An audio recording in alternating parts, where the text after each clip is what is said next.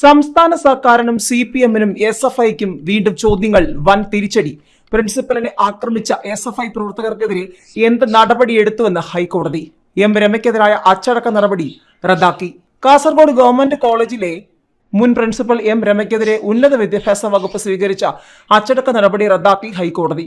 SFIയുടെ സമ്മർദ്ദത്തിന് വഴങ്ങി ഉന്നത വിദ്യാഭ്യാസ മന്ത്രി നേരിട്ടിടപെട്ട് രമയെ പ്രിൻസിപ്പൽ സ്ഥാനത്തു നിന്നും നീക്കുകയായിരുന്നു.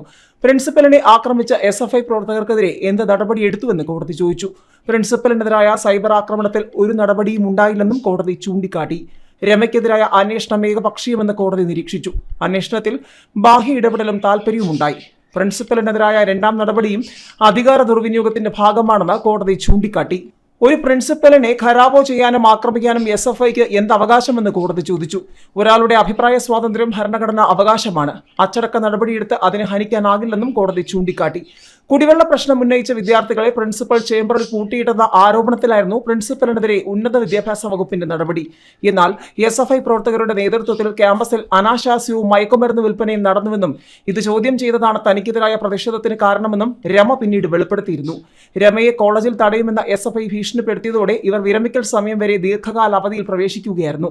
SFI അക്രമത്തെ തുടർന്നുണ്ടായ ആരോഗ്യ പ്രശ്നങ്ങൾക്ക് ചികിത്സ തേടാനാണ് അവധിയെന്നും അവർ വ്യക്തമാക്കിയിരുന്നു.